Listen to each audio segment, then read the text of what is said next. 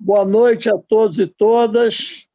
Estamos indo para o 6º encontro dos Estados Gerais da Cultura, essa vez com uma palestra do psicanalista, dramaturgo, diretor de teatro, o nosso múltiplo Antônio Quiné, professor da Universidade Veiga de Almeida, e ativo, combativo, e que vai falar hoje no Estados Gerais da Cultura sobre a arte e a pulsão da morte.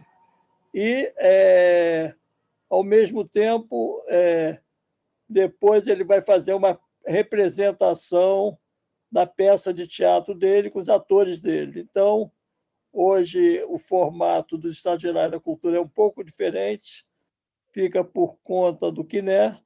Eu apenas queria iniciar os nossos Estados Gerais de maneiras a... Primeiro, com o Tornag lendo o nosso manifesto, em seguinte, a cantora que vai cantar para nós, e aí eu passo a palavra para o Quiné, então, fazer a palestra dele e, em seguida, fazer a encenação que ele preparou. Muito obrigado pela presença do Quiné, pela equipe dele, e vamos em frente. Tornag, Tornag com a palavra. Boa noite, Silvio. Boa noite, companheiros dos Estados Gerais da Cultura. Mas vamos lá ao que Silvio escreveu. Os Estados Gerais da Cultura caminham para sua 6ª apresentação pública. Na semana passada, um grupo de hienas, bárbaros virtuais, invadiu nossa reunião, na qual o professor José Bessa falaria da cultura amazônica. Que medo eles têm que falemos dos valores culturais de uma região riquíssima e preferem destruir e transformar a maior biodiversidade do planeta em terra arrasada. Quando olho para alguns governantes aqui e acolá, temos estarmos vivendo num mundo ocupado pela psicoticocracia. Bipolares, ora prometem respeitar as instituições democráticas, ora ameaçam o Congresso, a Justiça, a Constituição, a escola sem partido. Numa democracia, as escolas são plurais, respeitando a liberdade de cátedra de cada professor. Na arte e na cultura, cada criador é autônomo, independente, não existindo pensamento único. Um deputado ideologicamente daltônico pretende criminalizar o vermelho. Bom, talvez ele esteja tentando implantar um regime furta-cor, onde se furta de tudo, bastante até mesmo a cor dos sonhos e da ideia da criação. Os Estados Gerais da Cultura seguem em frente com a proposta de, com arte, ciência e paciência, mudaremos o mundo. Bem-vindos, bem-vindas ao mundo da utopia que nós estamos criando. Boa noite a todos que estão assistindo. Boa noite. Prazer aqui, viemos com a parte musical. Como diria o poeta Ferreira Goulart, que esse ano estaria fazendo 90 anos, a arte existe porque a vida não basta. Então vamos de arte, de música.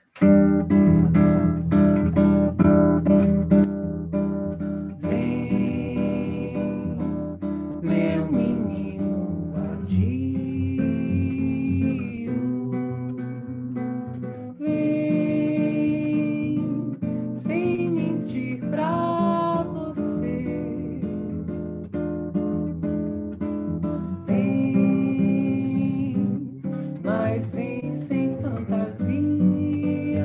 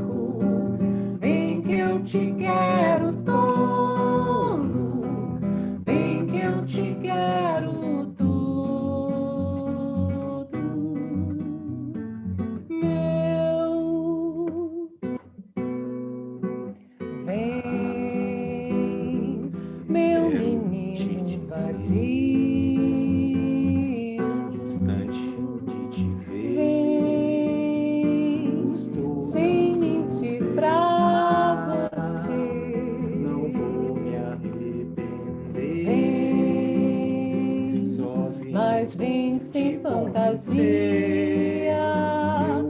que da noite pro dia você não vai crescer. Eu quero te contar. Vem, por favor, não evites, meu amor, meus convites, minha dor, meus apelos.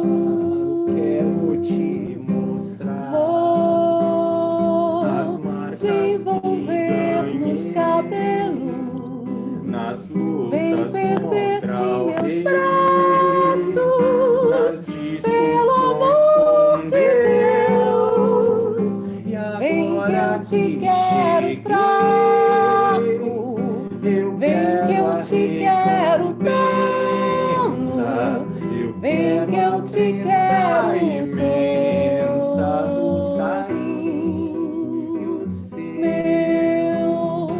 E Vem que eu te quero fraco, vem que eu te quero tolo, vem que eu te quero imensa dos todos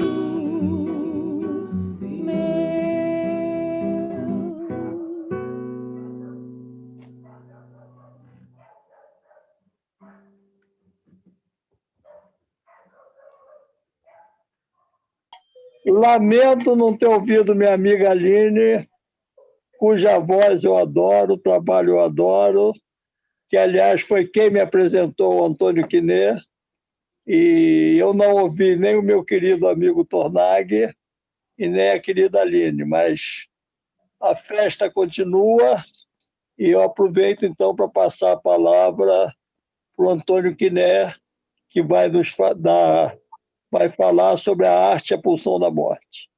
Quinet, com a palavra, por favor. Bom, boa noite a todos e não todas.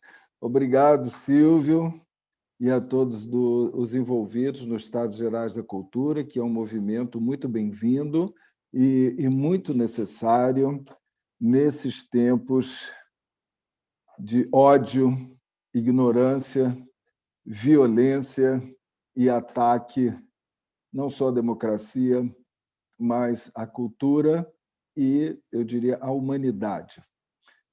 Estamos vivendo um tempo de incitação ao ódio e à violência, como vocês sabem, e esse tempo não começou ontem, ele é velho como o mundo.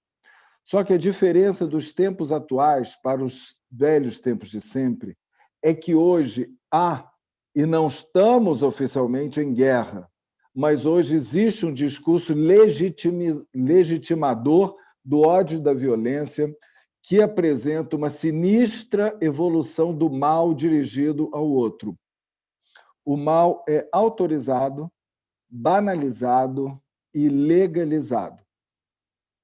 E a intolerância ao diferente não é excepcional, e sim a regra.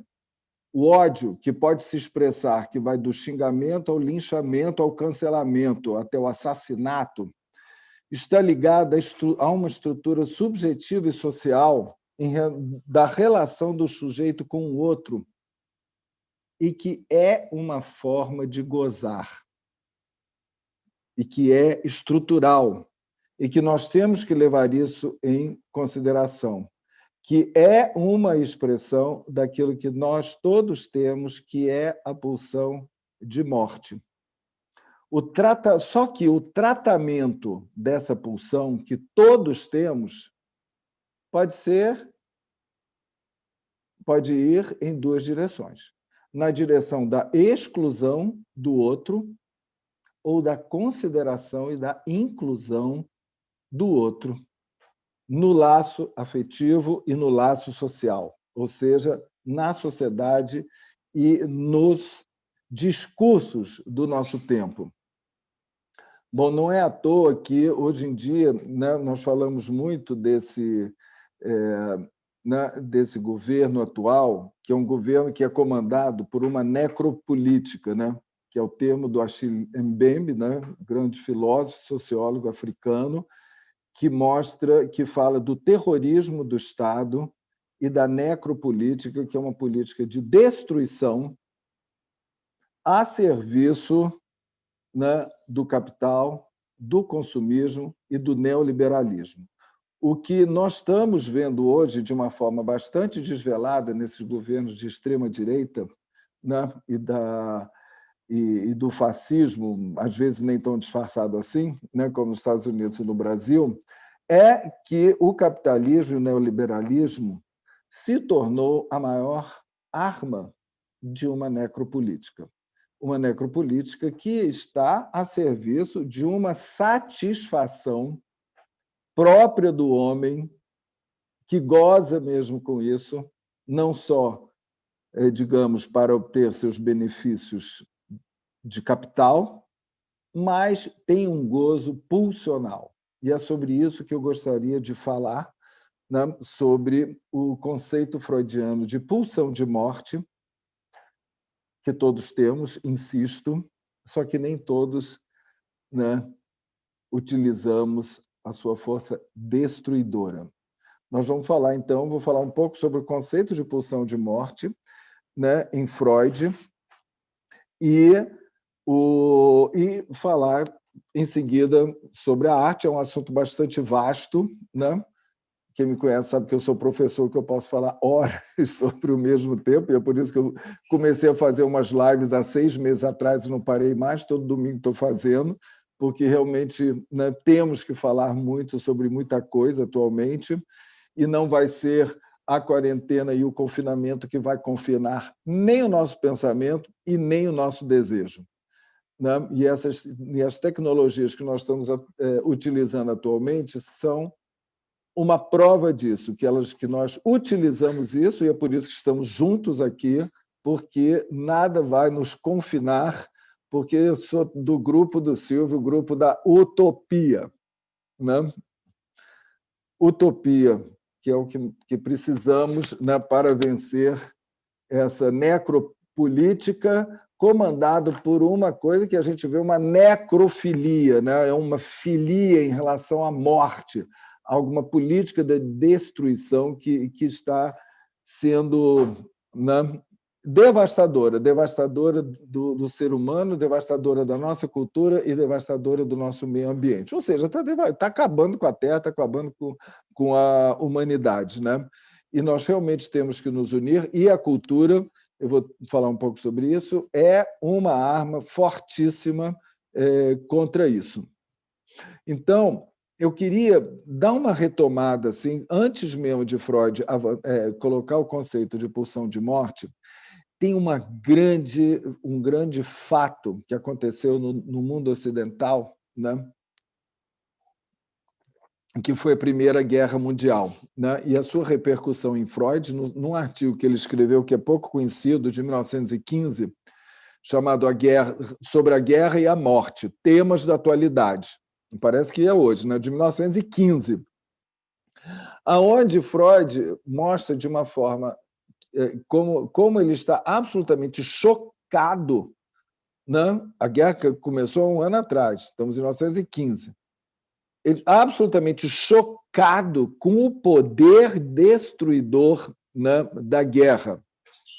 Como ele mesmo diz, nunca antes, né, no mundo ocidental, um acontecimento havia destruído tanto o custoso patrimônio da humanidade. E ele fica chocado como, de uma hora para outra, na guerra, assim, aquele outro que era seu amigo do país vira inimigo, você pode matar, e como você pode, e como foi feito, destruir completamente a cultura do outro. A questão da guerra, né? E eu acho que não é à toa que eu estou começando com esse tema da guerra, que eu vou voltar, porque há uma guerra, né? Se não é uma guerra declarada, né? E a guerra não é contra o vírus, né? É uma guerra, né, avassaladora, né, do capital, da destruição do capital, eu diria, humano, né? Não só né, do capital humano e patrimonial e cultural que nós temos, né? E essa onda, né, de destruição que aconteceu na guerra, né, na Primeira Guerra Mundial, fez Freud se colocar a questão, né, afinal de contas, o que acontece que o homem que é dito civilizado, de uma hora para outra, ele perde completamente a a civilidade e a cultura. Cultura aqui é sinônimo de civilização, em Freud, né? O Kultur. Em alemão, pode ser, às vezes é traduzido por cultura, e civilização meio se aproximam. Eu acho que os Estados Gerais da Cultura utiliza muito cultura no sentido de civilização aí, né? Depois podemos, queria saber um pouco mais. E aí, o que Freud chama de aptidão para a cultura, nós temos uma aptidão para a destruição dessa pulsão de morte, que eu vou falar daqui a pouco, mas temos uma aptidão para a cultura, diz ele. Essa aptidão para a cultura, achei, olha, uma forma muito simples de falar sobre isso, é a capacidade do ser humano de reformar as suas pulsões egoístas sob a égide de Eros. Ou seja, transformar aquilo que é egoísta baseado em Eros. Eros, que é o amor e o desejo e a conexão com o outro no laço social, né? É a consideração pelo outro. Isso é aptidão à civilidade, de você levar o outro em consideração e ele se transformar para você em alguém digno de amor, de desejo, né? e de consideração. E como a guerra, e essa guerra, como que nós estamos vivendo, como é que destrói esse tipo de coisa, né? E como Freud chama a atenção, como a aptidão para a cultura, ela foi organizada pelos homens, não foi suficiente para conservá-la. E como ela, Freud chama a atenção, como existe muito mais os hipócritas da cultura do que homens realmente cultos. Né? Interessante isso. O que são os hipócritas da cultura? Que diz que gosta da cultura, mas na hora de defender, né, ele é o primeiro, na verdade, a destruir. Então, o primeiro choque, que foi a Primeira Guerra Mundial, que fez Freud se perguntar, gente, mas o que é isso? Por quê? E ele vai começando a falar, e ele fala dessa tendência da agressividade, né? Ao mesmo tempo, Freud está vivendo essa guerra, ao mesmo tempo ele desenvolve os textos mais importantes sobre a pulsão sexual, né? A pulsão sexual e os seus destinos. Todos temos pulsões sexuais, mas elas têm destinos diferentes. Tem uma, né, a pulsão é, digamos, o sexo direto, né, satisfação direta. Tem o recalque, que você tem, né, que dá os sintomas, inibições, angústias e etc., como bom neurótico. E, terceiro, destino da pulsão sexual é a arte, é a sublimação, que é uma forma de você canalizar o seu erotismo não sexualizado mais para a produção da arte. Ao mesmo tempo, Freud escrevia, horrorizado, seus artigos sobre a guerra e a morte. Tempos depois, demorou 5 anos, o que ele descobre? Ele descobre a pulsão de morte. Na verdade, foi a guerra, né, e a continuação, e tudo que ele via, né, da análise nos pacientes neuróticos, que existia alguma coisa do próprio sujeito que resiste a ser curado, que resiste a ser curado dos seus sintomas, né? Então, ele começou a perceber que nós não somos apenas regidos pelo princípio do prazer, né? Ou seja, que a gente tem o prazer, mas se a gente tem um pouco de dor, a gente recua um pouco, negocia, tenta fazer um pouco de prazer, mas não, tem algo dentro do homem e das mulheres que é uma tendência destrutiva e que ele vai chamar de pulsão de morte. Só que essa pulsão, junto de Eros, temos Eros e a pulsão de morte, que ele percebe, que é aquilo que ele vai perceber que se manifesta no sujeito de uma forma, digamos, neurótica e sintomática, e que faz ele se repetir sempre as mesmas coisas e os mesmos erros, e também o masoquismo, do prazer na dor que existe e que é inerente a todo ser humano. E essa pulsão, que vai contra o sujeito, vai contra o outro também, que é a pulsão de crueldade, que Freud chama também. Há uma pulsão de crueldade que vai em direção, que volta para o próprio sujeito, mas vai também, né, em direção ao outro. E isso é muito importante, que quando, né, já nos anos 30, né, a Primeira Guerra já passou, né, um tempo, mas já tem algo que já, né, o nazismo começa em 33, né, com Hitler avançando no poder.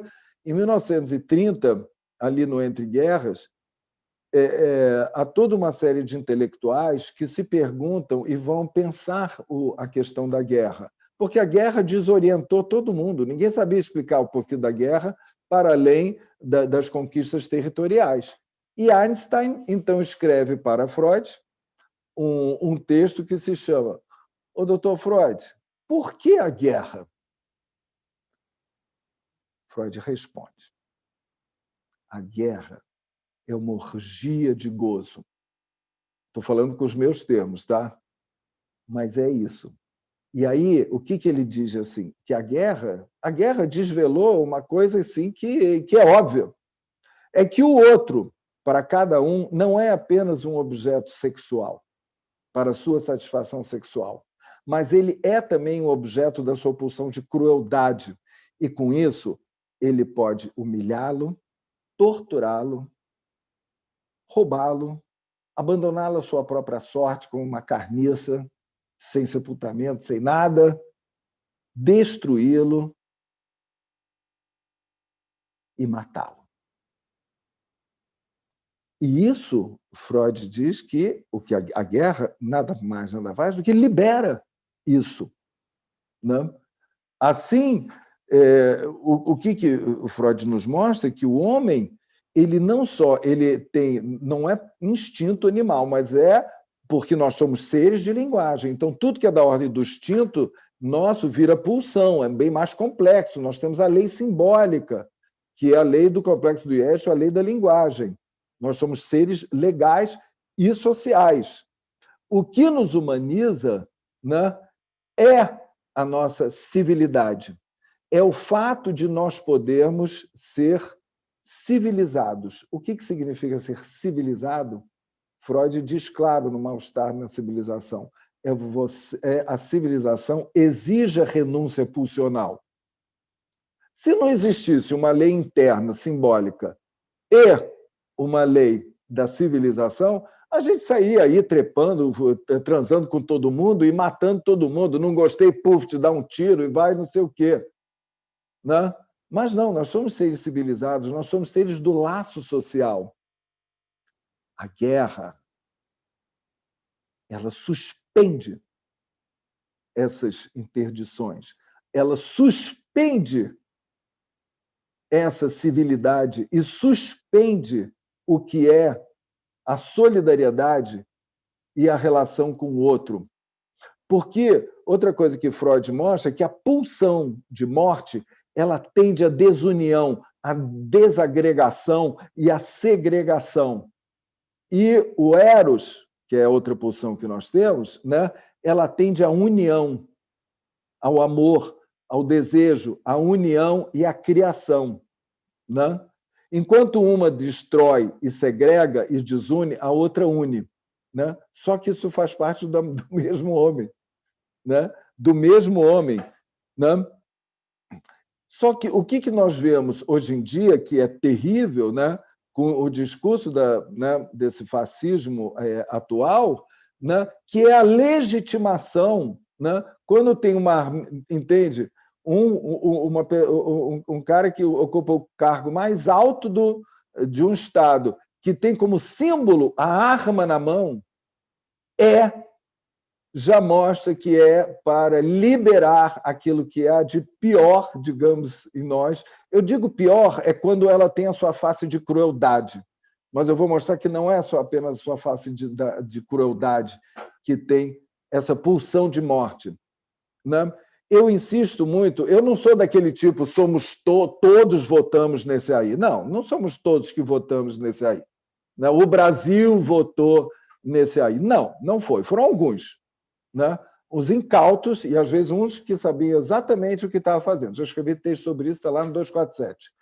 Não é questão de falar sobre isso agora. Eu estou querendo falar mais sobre uma questão estrutural, né? E de pensar que o mesmo homem que joga uma criança do 7º andar é o mesmo que está com a outra mão segurando ele, impedindo ele se esborrachar no chão. Nós temos isso. Agora, por que a gente não solta não solta a mão? Né? Quando você está com raiva do seu filho, por que você não mata ele? Né? Porque tem algo do amor que impede e aquilo você não quer ver aquilo destruído, você não vai satisfazer os seus impulsos assassinos. Evidentemente que você é um ser civilizado, você é um ser ético. Né? O que nós vemos que na guerra, e podemos dizer no fascismo, nessa versão atual do fascismo, é algo muito próximo que se aproxima da guerra, que libera isso e estimula. Né? Estimula, e o que nós podemos dizer é que a manifestação da pulsão de morte, né, no indivíduo, que eu já falei rapidamente, é uma coisa. No sujeito, na civilização e na cultura, ela é de outra ordem. Freud detectou, no famoso livro dos anos 30, O Mal-Estar na Cultura, que é o superego, e o sentimento de culpa. Uma das maiores manifestações aí dessa pulsão de morte, porque o superego que cada um tem castiga o próprio sujeito, o ego, entende? Com o sentimento de culpa. E isso aparece na civilização e ele vai desenvolver muito por aí.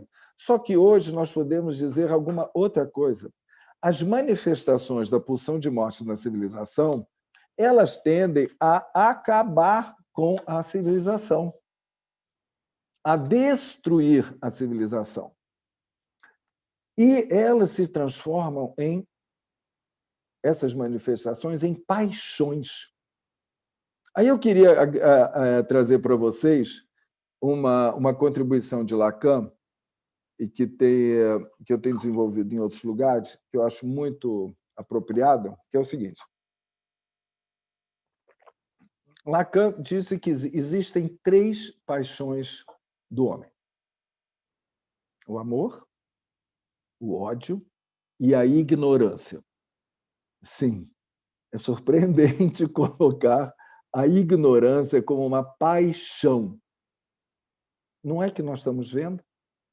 A paixão que as pessoas têm de ser ignorantes, de negar a ciência, de negar o conhecimento, os terraplanistas e outros delirantes como tais, que não querem saber, né?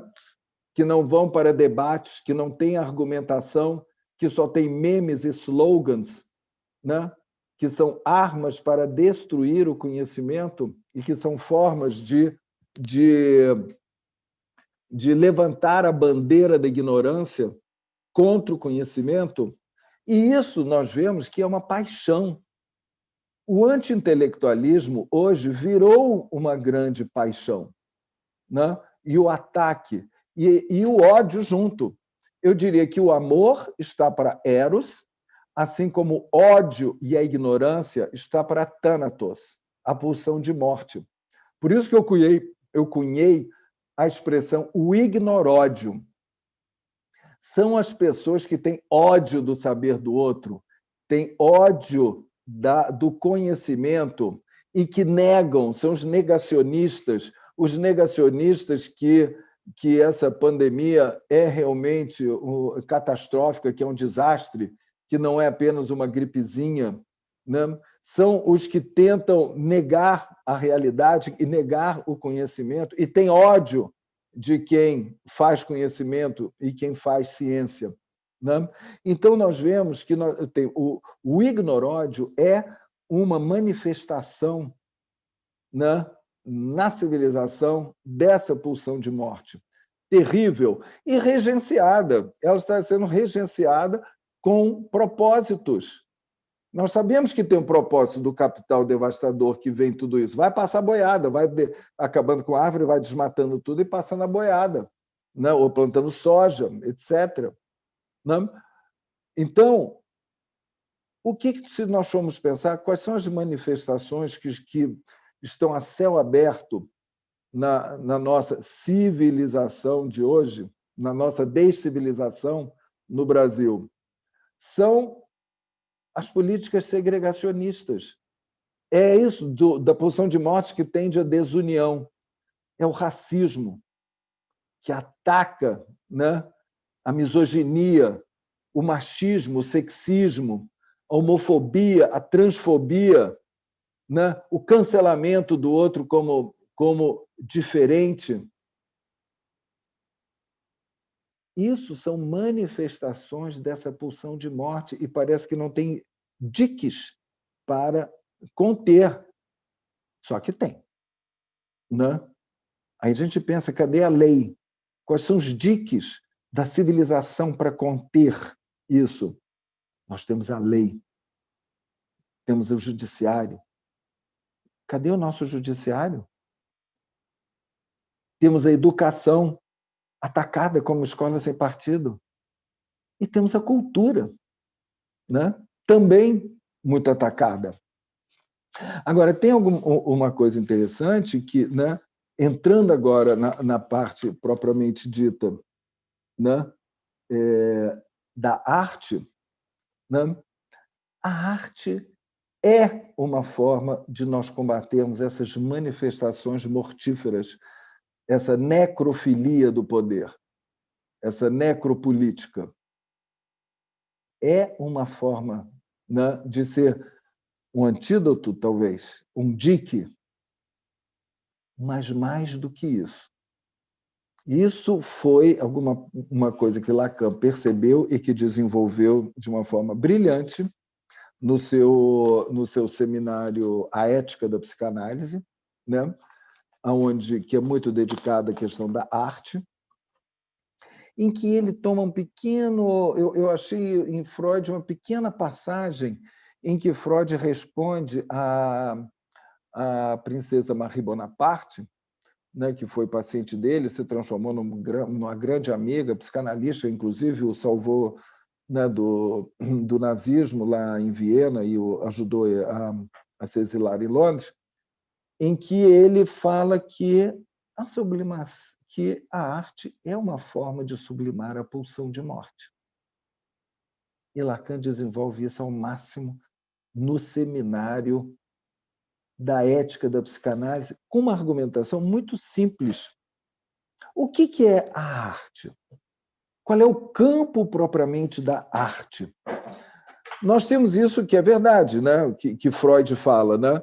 Que você coloca a sua energia libidinal erótica para criar alguma coisa, mas tem algo que você precisa, quando você realmente cria e não apenas copia, o que você faz? Você tem que criar algo novo. O novo é o que é próprio da criação. E o novo, ele é criado do nada. Em latim, ex nihilo. Ex nihilo, do nada. Então, é a partir de uma operação de esvaziamento daquilo que há ou daquilo que é, que algo pode brotar dali, que não seria apenas as flores do mal, mas as flores da arte. As flores da arte nascem no campo devastado da pulsão de morte. Deu para entender? Entende? É do nada, para ter algo efetivamente novo. Senão você vai criar... Entende? E a criação vem disso, que é algo da ordem do real lacaniano, que é o real pulsional, que é um real que está fora da linguagem, que é mais da ordem do afeto, e que está fora da linguagem, que surge alguma coisa, como uma criação ex nihilo. Né? E Lacan, ele vai trazer como exemplo, né, ele vai trazer como exemplo disso a tragédia grega. E a tragédia grega e o primeiro livro sobre estética do mundo, sobre arte do mundo, que é a Poética de Aristóteles, né? E aonde tem a definição famosa da tragédia de Aristóteles, né? Que é, eu só vou pegar alguns elementos, que é uma forma de colocação de uma ação em cena que vai provocar na plateia, nos espectadores, a catarse do terror e da compaixão. Ou seja, do medo, do terror, é mais do que medo, é o terror, é o pânico, é o terror, e que inclui o medo. E a pena, a piedade, a compaixão. Né? Ela vai trazer esses elementos em cena, encenar para os espectadores. E Freud, o que diz? Justamente a partir de Édipo, rei de Sófocles. Aquilo que o sujeito vê em cena é o seu inconsciente em cena. Essas coisas terríveis que nós vemos fazem parte do nosso inconsciente. Édipo, por exemplo, que é a partir do qual ele fez o complexo de Édipo, né? Matar o pai, transar com a mãe e dar origem a uma estirpe maldita, né? Então, a arte é a possibilidade de transformar os terrores e o horror cotidiano em arte, não só como uma forma de sublimação de pulsão de morte, como também através da beleza estética que aquilo proporciona e do afeto que aquilo proporciona, né? Tem algo de uma transmissão que a arte proporciona, que os gregos sabiam que podemos chamar um efeito didático, um efeito educativo, um efeito ético, um efeito moral, um efeito de uma transmissão de uma lei. Né? Então, né? Não vou me deter aqui sobre a questão da tragédia, que seria, né? que é muita coisa, mas o que eu estou chamando a atenção, né? É que isso acontece, né? Eu vou dar, e Lacan traz o exemplo de Antígona, que eu vou falar sobre ela. Isso acontece naquele campo de criação, que é um campo que você pode derivar a sua pulsão de morte a partir da criação estética. Não é à toa que nos momentos mais terríveis também de guerra, de ditadura, como aconteceu, né, surgem movimentos criadores, né, de artistas que são incríveis. Tem isso, assim, que é uma derivação do medo, do pânico, do terror, daquela destruição toda que está acontecendo, que brotam as flores da arte, como eu estava dizendo, ao lado de todas as flores do mal, que, né, dessa floresta de devastação. Então, a tragédia... Mas isso é claro que acontece com a pintura, com o canto. Vocês viram o efeito que teve da Aline, né? E o companheiro tocando para a gente. Gente, que efeito, que tem um efeito que é esse próprio algo que nos toca de real, do afeto. E quando joga Menino Vadio, você já joga, já toca no seu inconsciente também. Quer dizer, só aquilo já tem um poder que não é só divertimento, é muito mais do que o divertimento. Então, pegando o exemplo da Antígona, né? Disseram que eu tenho 1 hora, talvez seja muito, que a gente começou às 6h30, mas vou tentar ser breve e ir nos pontos principais. E Antígona, eu tenho falado sobre Antígona nas minhas últimas lives, né? Junto com outra psicanalista, pesquisadora sobre esse tema, que é a Laura Prati, né? Mas eu quero chamar a atenção para esse campo, que é o campo da pulsão de morte, que é o campo da tragédia, propriamente falando, né? E que o teatro, né? Teatro eu digo também porque eu faço teatro, né? Do qual eu posso falar melhor. o teatro, né, tomando como exemplo a tragédia, ele tem a particularidade de, ao ser colocado em cena determinados conflitos, despertarem o espectador de uma maneira tal que ele tá ali na rua vendo a mendiga com o neném, entende? Deitado no seu colo, que pode estar dormindo ou morto, ele pouco importa, ele, ai, que pena, coitado, entende? Mas não é tão tocado por ela, porque aquilo banalizou. De repente, ele vai no teatro e vê uma cena desse tipo, ele chora e fica completamente tocado e é capaz de sair do teatro e ver a mesma cena, já vê de outra maneira, né? Porque a arte ela tem essa propriedade de real, de tocar nos afetos e, ao mesmo tempo, transmitir alguma coisa intelectualmente. Eu não acho que uma coisa seja independente da outra. Eu acho que toda a arte ela é, de uma certa forma, didática, além de tocar o sujeito. Didático no melhor sentido da palavra, não é para se opor ao artístico, né? Eu uso a palavra muito de transmissão de alguma coisa, né? Eu acho que a arte ela junta com o afeto com o intelecto. Então, por exemplo, tem essa particularidade, né, de elevar uma coisa banal à dignidade de uma coisa excepcional. E você ser tocado por aquilo, né? O surrealista, o dadaísmo, né, usava muito isso, né, de pegar né, o André Breton trabalhou muito essa questão, né, o Duchamp, evidentemente, também, né? E então vamos tomar como exemplo a Antígona é um ótimo exemplo disso, né? A Antígona começa a peça já com o erro trágico, né? O herói tem um erro trágico, né, que justifica tudo que ele vai sofrer. O erro trágico dela é ter feito homenagens fúnebres ao irmão Polinice, né? Dentro de uma luta fratricida entre Polinice e Etéocles, né?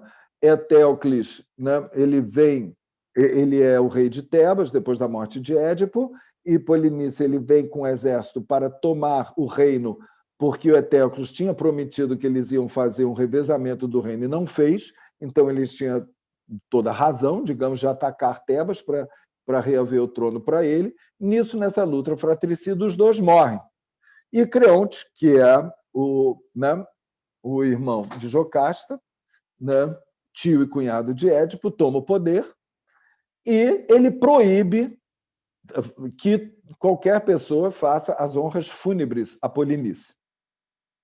E faz todas as honras, né, palacianas na morte de Etéocles.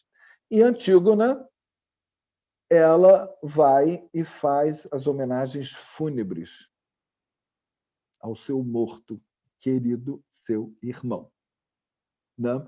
E, com isso, ela vai contra a lei da cidade e ela diz que ela vai a partir da lei dos deuses, né? Que ela está com a lei dos deuses, que não se deixa uma pessoa morrer sem ser enterrada, com nome, sobrenome e lápide, como não tiveram os nossos desaparecidos da ditadura, né?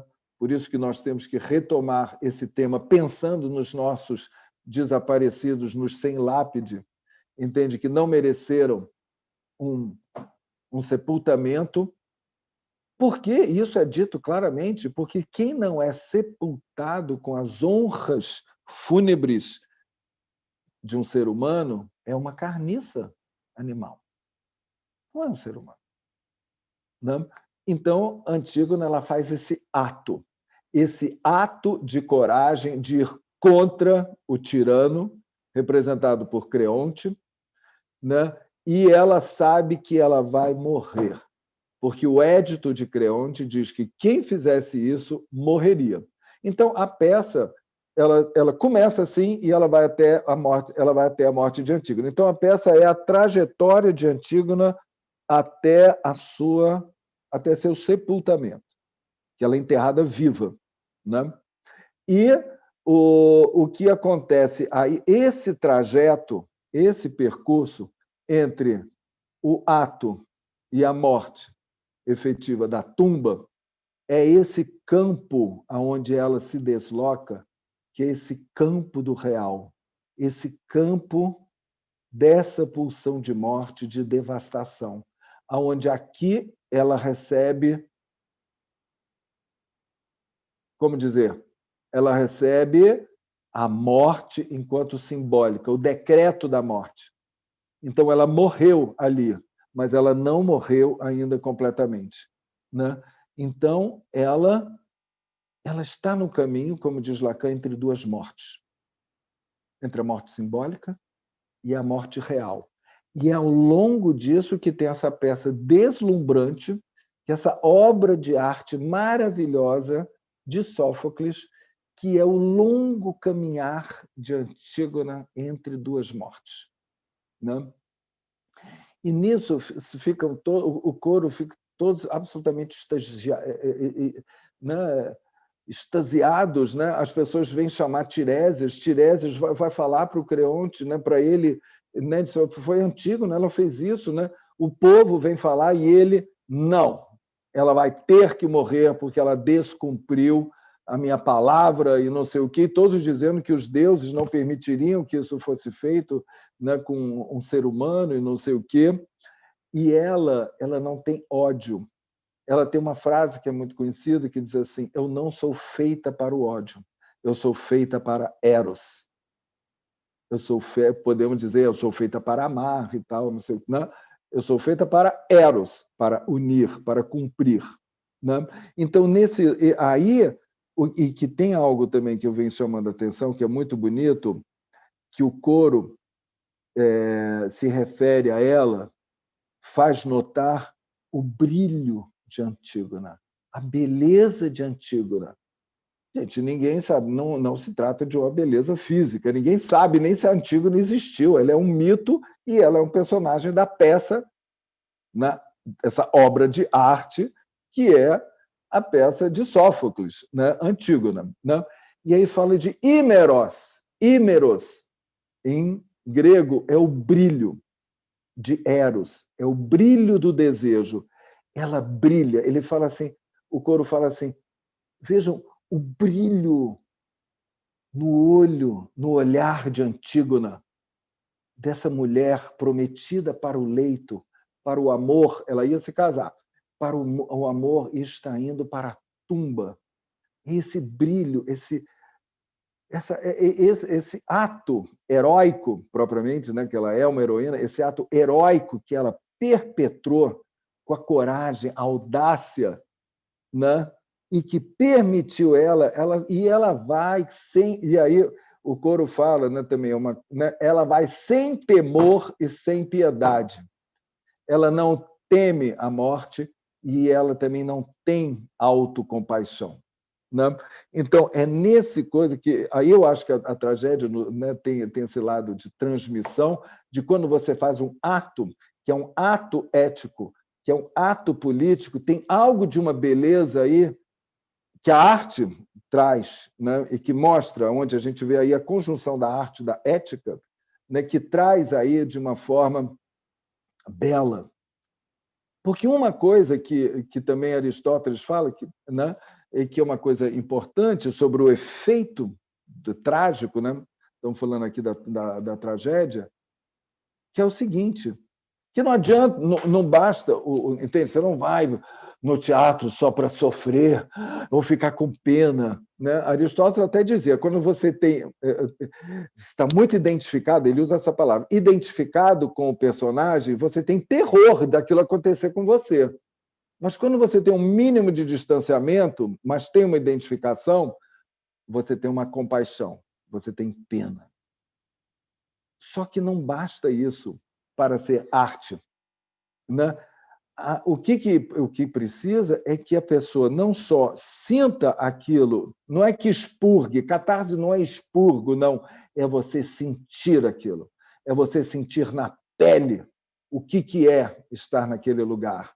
E você, muitas vezes, pode ter passado por lugares assim, de fato, na sua vida, ou subjetivos, né?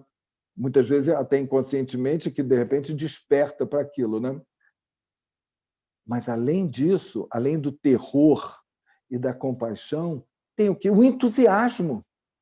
O entusiasmo, esse afeto que é propriamente o gozo artístico, né, do qual Freud também fala lá no Princípio do Prazer, também derivado da pulsão da morte, o gozo artístico é um gozo dessa ordem. Não é um gozo sexual, né, de você ficar com uma ereção, né, ou molhada, digamos assim. Não, não é sexualizado. Mas esse gozo, né, artístico que a arte, né, proporciona, que é o entusiasmo, entel, em Deus, o Deus é Dioniso, né? Em Deus, endionisiado por aquilo, né? Naquele aspecto dionisíaco que traz a arte. Né? Como fala, a arte, né, tomando a tragédia como paradigma, ela tem o apolíneo, que é digamos, é o texto, o argumento, o desenvolvimento, né? E o que eu chamo na transmissão de algo da ordem do saber, e tem o dionisíaco, né? O dionisíaco, que é o entusiasmo, né? Que proporciona e que uma coisa aliada à outra tem um efeito muito poderoso, né? Que é o poder da arte de ir contra não só de ser um derivado da pulsão de morte, mas é um antídoto contra a pulsão de morte, porque também, em termos da arte, você sai mais, digamos, fortalecido e, se está aberto para aquilo pode ser transformador, né? E o que é muito importante. Bom, gente, eu estou há 40 minutos falando, então eu queria agora, conforme combinado, eu queria falar para vocês do que, bom, como o Silvio me apresentou, eu sou psicanalista e também dramaturgo, encenador e diretor da companhia Inconsciente em Cena. Deixa eu tomar uma aguinha para retomar o fôlego. Me entusiasmei, porque realmente eu acredito nesse poder transformador da arte. Que é o seguinte, estou montando, junto com uma equipe sensacional, uma tragédia contemporânea. Uma tragédia contemporânea e que, no entanto, foi escrita no século passado, né, em meados do século passado, pelo nosso querido Nelson Rodrigues. É uma peça que tem efetivamente o formato de uma tragédia grega, dramaturgicamente falando. O que eu quero dizer com isso? Que nas tragédias gregas nós temos o coro, os episódios, onde tem as falas dos personagens, o coro, que faz um comentário e meio prepara um comentário do que aconteceu e prepara do que vai acontecer, tipo o intervalo de uma novela, todo mundo conversa sobre o que está acontecendo, é um pouco isso, os estásimos, estásimo, episódio, estásimo, episódio, estásimo, episódio. É assim que é a estrutura de toda a tragédia grega. E não é que Nelson Rodrigues faz uma peça exatamente com essa estrutura? E essa peça que tem a estrutura do anjo, que é O Anjo Negro, que foi uma peça escrita em 1948, uma peça que foi muito polêmica, porque é uma peça que fala do racismo estrutural. Do racismo, né, que é uma forma de paixão, como eu falei, né? O racismo é uma paixão derivada da pulsão de morte, né? E essa peça ela foi muito polêmica, e a começar porque não deixaram ela ser encenada por atores negros no Teatro Fênix, que não podiam subir ao palco. Foi encenado por homens brancos pintados de negro, em 52, se não me engano, 50 e poucos. Foi censurada e encenada depois com as pessoas pintadas de preto. E nós resolvemos, então, fazer uma montagem online, respeitando a quarentena, respeitando o isolamento social. Então, nós usando todos os recursos, quer dizer, todos, usando o que a gente sabe, né, mal sabe, dos recursos que nós temos atualmente, fazendo também algumas inserções filmadas e gravadas.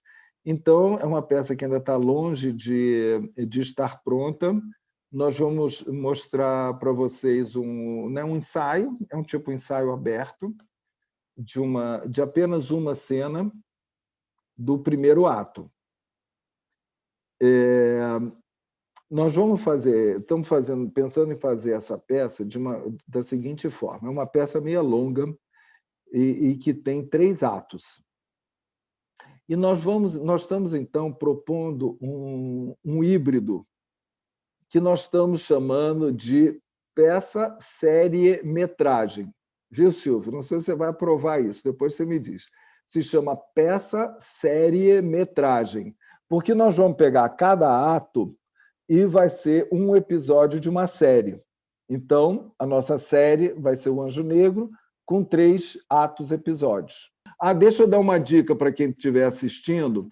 É a hora, agora, se vocês estiverem assistindo no celular, passar para a televisão, ou passar para o vídeo, ou passar para um notebook, para ver numa tela maior, e eu proponho que vocês apagarem todas as luzes do ambiente. Tá? Apaga tudo para ficar só aquilo. Mas quem quiser... Aliás, me diz uma coisa, o Maurício está me ouvindo? Funciona no celular os nossos recursos? Funciona. Então tá bom. Então tá bom, gente. Então quem quiser pode continuar no celular também. Tá? Então vou sair e bom ensaio aí para todo mundo.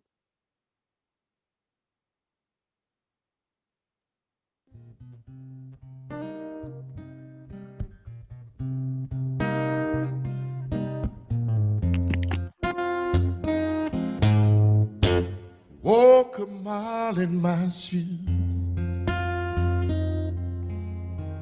then you know how I feel.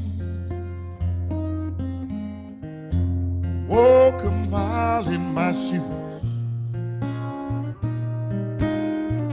for you judge this man.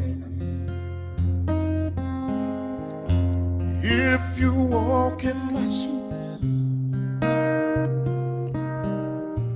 you might understand. People always try to tell me what I ought to do. Some really want to help me. Lord, I know it's true.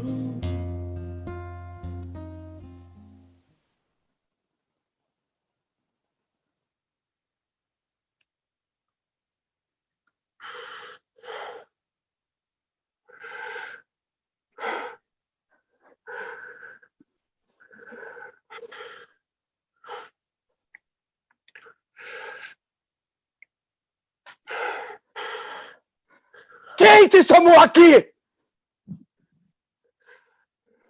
Ismael, me dá a mão. Eu te procurei tanto e me perdi tantas vezes pelo caminho.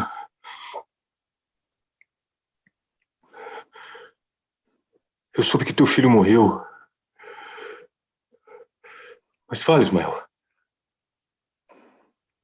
Fala. Quem te mandou? Eu mesmo.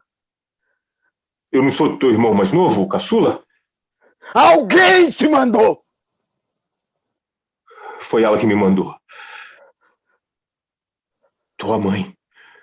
Eu não ia te dizer isso. Eu não ia dizer já, porque o teu filho vai ser enterrado hoje, mas...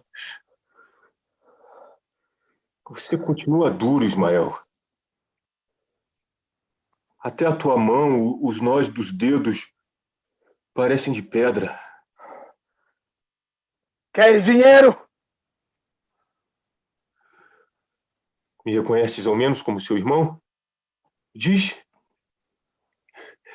Você é meu irmão, Elias. Quanto para partir imediatamente? Para não voltar nunca! Então deixe que eu beije teu filho. Não. Não te custa nada. Então, já que não queres, me conta como ele morreu. Como foi, Ismael? Deus marcou a minha vida. Eu sei que é ele. Só pode ser ele. Ninguém sabe como foi. Virginia se distraiu um momento. Um segundo. E o menino desapareceu. Não estava em lugar nenhum. Então eu pensei. O tanque. Fui correndo. Ele estava pousado no fundo do tanque. Muito quieto. E morto. Mas a água é tão rasa, bate na cintura de uma criança. Ele não podia ter se afogado ali. Devia ser uma criança linda. É o terceiro que morre. Todos morrem. Deus marcou a minha vida. Eu sei que é ele. Só pode ser ele. Eles não se criam. Ouviste? Nenhum. Você não verá meu filho. Não quero que ninguém veja. A não ser eu e a mãe dele, nós dois, ninguém mais. Vai-te, não voltes nunca! Se eu tivesse beijado teu filho, talvez calasse o que ela mandou te dizer. Pois então fala. Você sabe que sua mãe está entrevada? Ouvi dizer. Antes da minha partida, me pediu por tudo. Sei. E eu jurei que viria dizer apenas essas palavras. Ismael, tua mãe manda a tua maldição. Já desce o recado! Não é recado. É maldição. Seja maldição! Agora a porta é ali. Embora tu não enxergues. Eu vim para ficar, Ismael. Esperas que eu deixe? Não tem lugar nenhum para ir. Preferes que eu te expulse daqui? Que te leve de rastros? Ou já perdeste o medo? Eu tive medo quando era menino. Naquele tempo você me batia porque eu não era filho de sua mãe. Porque era filho de uma mulher branca com um homem branco. Mas hoje não.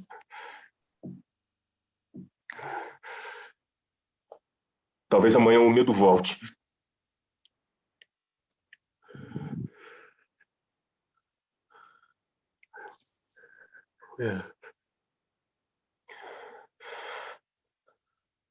Eu fico aí em qualquer canto, como um bicho, quieto, calado.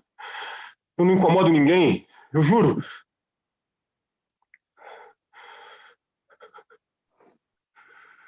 O- Eu não preciso conversar com ninguém, eu não preciso ver ninguém. Eu falo sozinho, eu acho graça comigo mesmo. É tão bom quando não tem nenhuma pessoa perto.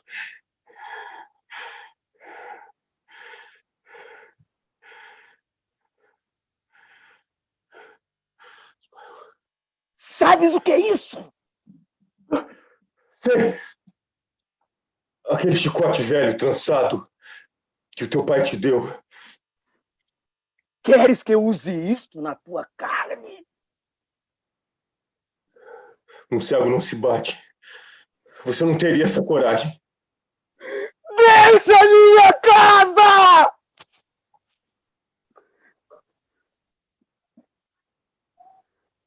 Eu vou.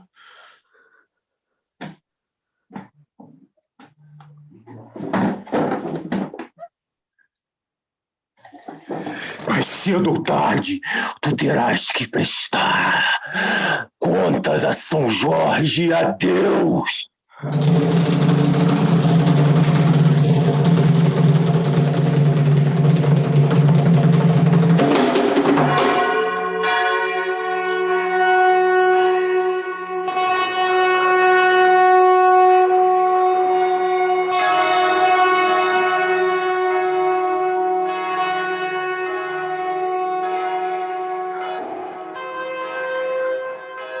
Elias, Como?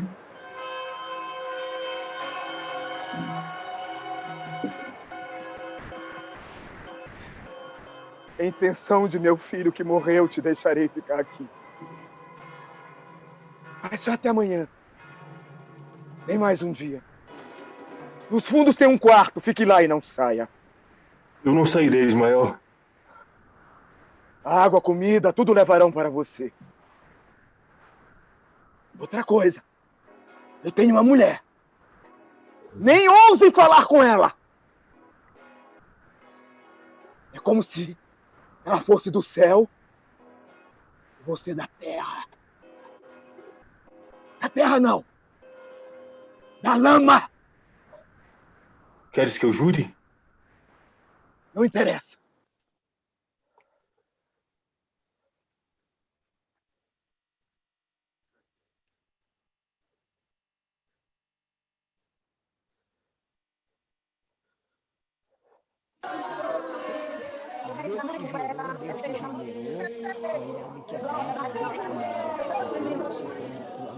Deus te gerou, Deus te generou.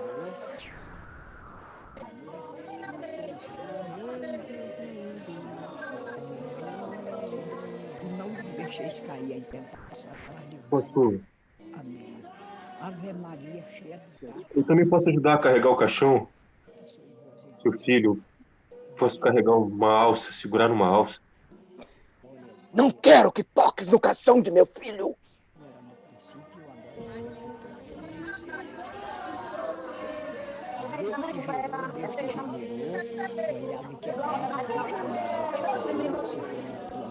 Deus te gerou, Deus te generou.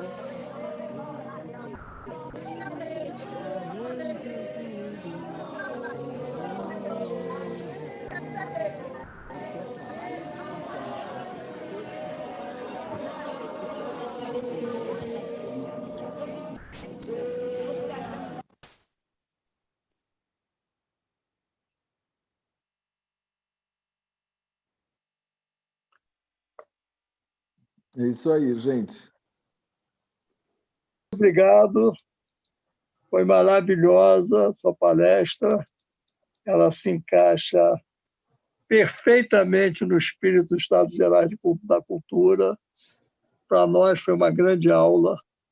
É maravilhoso. Isso aí só engrandece nosso trabalho de vocês. Eu queria agradecer aos atores também. Maravilhoso o trabalho deles. E eu devolvo a palavra para o Quiné para responder as perguntas que vão ser feitas a ele. Vamos ouvir agora a Aline, que é uma pessoa também querida e que vai emprestar a voz dela para a gente encerrar os Estados Gerais da Cultura. Muito obrigado pela presença de todos. Obrigado, gente. Muito Obrigado a obrigado. vocês. Obrigado mesmo. Então a gente desliga a câmera, né? Obrigado, gente. Lindo demais. Obrigado.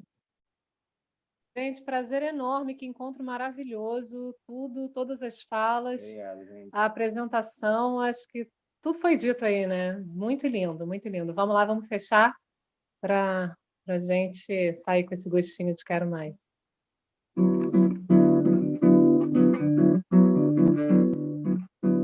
A tristeza é senhora, desde que samba é assim. lágrima clara sobre a pele escura. À noite a chuva que cai lá fora. Solidão apavora. Tudo demorando em ser tão ruim. Mas alguma coisa acontece no quando agora em mim. Cantando eu mando a tristeza embora. O samba ainda vai nascer, o samba ainda não chegou. O samba não vai morrer, mas o dia ainda não raiou. O samba é pai do prazer, o samba é filho da dor, um grande poder transformador. A tristeza é senhora, desde que o samba é assim. A lágrima clara sobre a pele escura. À noite a chuva que cai lá fora. Solidão apavora. Tudo demorando em ser tão ruim. Mas alguma coisa acontece no quando agora em mim. Cantando eu mando a tristeza embora. O samba ainda vai nascer, o samba ainda não chegou. O samba não vai morrer, veja o dia ainda não raiou. O samba é pai do prazer, o samba é filho da dor, um grande poder transformador. A tristeza é senhora, desde que o samba é assim. A lágrima clara sobre a pele escura. À noite a chuva que cai lá fora. Solidão apavora. Tudo demorando em ser tão ruim. Mas alguma coisa acontece no quando agora em mim. Cantando eu mando a tristeza embora. Cantando eu mando a tristeza embora. Cantando eu mando a tristeza embora. Cantando eu mando a tristeza embora.